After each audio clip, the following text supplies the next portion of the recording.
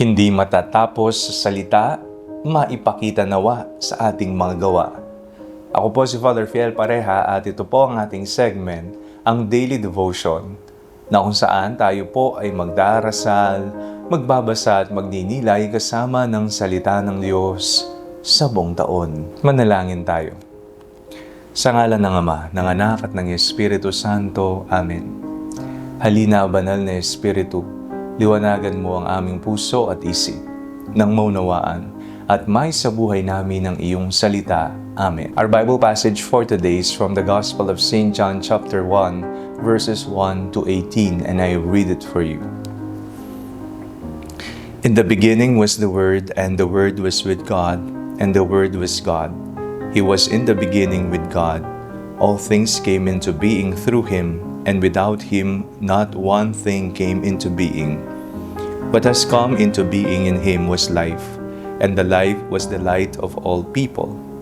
The light shines in the darkness, and the darkness did not overcome it. There was a man sent from God whose name was John. He came as a witness to testify to the light, so that all might believe through him. He himself was not the light, but he came to testify to the light. The true light, which enlightens everyone, was coming into the world. He was in the world, and the world came into being through him. Yet the world did not know him. He came to what was his own, and his own people did not accept him. But to all who received him, who believed in his name, he gave power to become children of God, who were born not of blood, or of the will of the flesh, or of the will of man, but of God. And the Word became flesh and lived among us, and we have seen His glory, the glory as of a Father's only Son, full of grace and truth.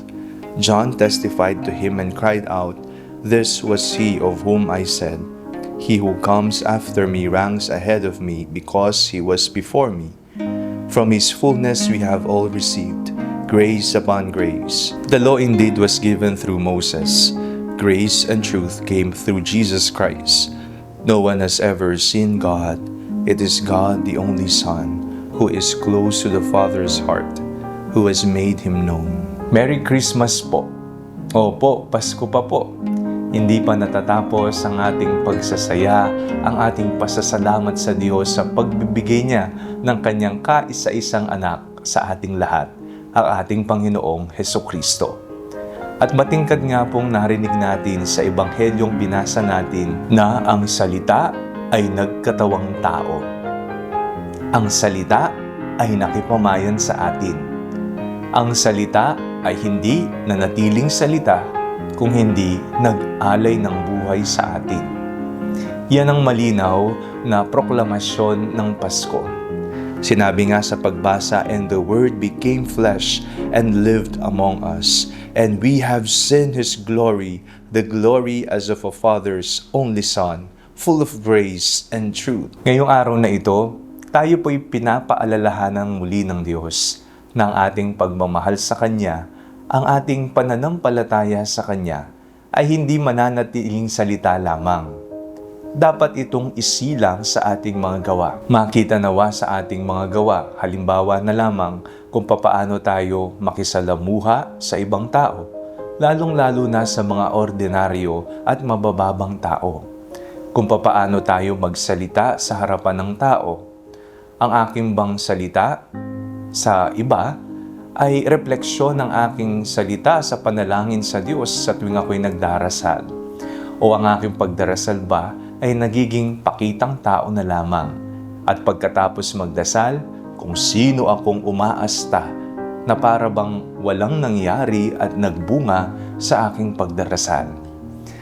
Makita nawa ito sa ating mga gawa, kagaya ng pagtulong sa ating kapwa, sa mga maralita, sa mga nangangailangan sa buhay, sa mga pinabayaan ng lipunan, sa mga bata, sa mga may sakit. Makita nawa ang awa ng Diyos sa ating mga kamay, sa ating mga mata, sa ating mga bibig. Marinig nawa nila ang mabuting balita na si Jesus ay isinilang nga. Pagpapakita. Makita nawa si Jesus na isinilang sa buhay mo. Hindi sana tayo maging Katoliko na sa loob lamang ng simbahan o sa tuwing nagdarasal lamang tayo, masasabing ako'y Kristiyano, ako'y Katoliko. Kung hindi, mas mahalaga, maisilang nawa sa ating mga gawa ang ating paniniwala sa Kanya. Manalangin tayo. Panginoong Hesus, isinilang ka sa amin. Nakipamayan ka sa amin. Nakipamuhay ka. Alam mo ang mga nararanasan namin, ang nadarama namin, ang paghihirap namin. Nawang maging hamon ito sa amin upang isilang ang aming pananampalataya sa aming mga gawa. Maranasan din naming madama ang paghihirap ng iba, ang pagtangis ng iba, ang panaghoy ng mga nangangailangan.